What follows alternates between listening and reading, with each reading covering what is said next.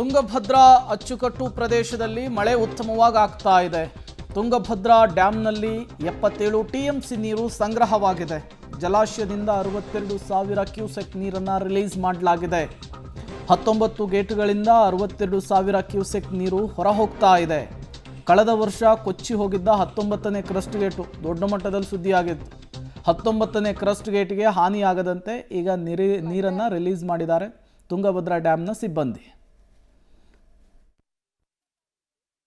ತುಂಗಭದ್ರಾ ಅಚ್ಚುಕಟ್ಟು ಪ್ರದೇಶದಲ್ಲಿ ಸುರಿತಾ ಇರುವ ಧಾರಾಕಾರ ಮಳೆಯಿಂದಾಗಿ ತುಂಗಭದ್ರಾ ಜಲಾಶಯಕ್ಕೆ ಅಪಾರ ಪ್ರಮಾಣದ ನೀರು ಹರಿದು ಬರ್ತಾ ಇದೆ.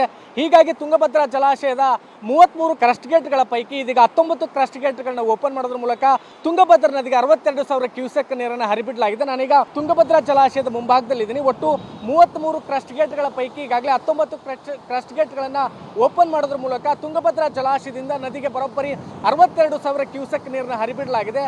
105 ಟಿಎಂಸಿ ನೀರು ಸಂಗ್ರಹ ಸಾಮರ್ಥ್ಯದ ತುಂಗಭದ್ರಾ ಜಲಾಶಯದಲ್ಲಿ ಈಗಾಗಲೇ 76 ಟಿಎಂಸಿ ನೀರು ಸಂಗ್ರಹವಾಗಿರೋದ್ರಿಂದ ಜಾಸ್ತಿ ನೀರನ್ನು ಒಳಗಡೆ ಶೇಖರಿಸಿಟ್ಕೊಳ್ಬಾರ್ದು ಅಂತ ಕಾರಣಕ್ಕೋಸ್ಕರ ಇದೀಗ ಅಪಾರ ಪ್ರಮಾಣದ ನೀರನ್ನು ಹರಿಬಿಡಲಾಗ್ತದೆ. ಯಾಕಂದ್ರೆ ಈಗಾಗಲೇ ಜಲಾಶಯಕ್ಕೆ 52,000 ನೀರಿನ ಒಳ ಹರಿವು ಕೂಡ ಇದೆ. ಹೀಗಾಗಿ ಒಂದು 62,000 ಕ್ಯೂಸೆಕ್ ನೀರನ್ನು ಹೊರಗಡೆ ಬಿಡಲಾಗ್ತದೆ.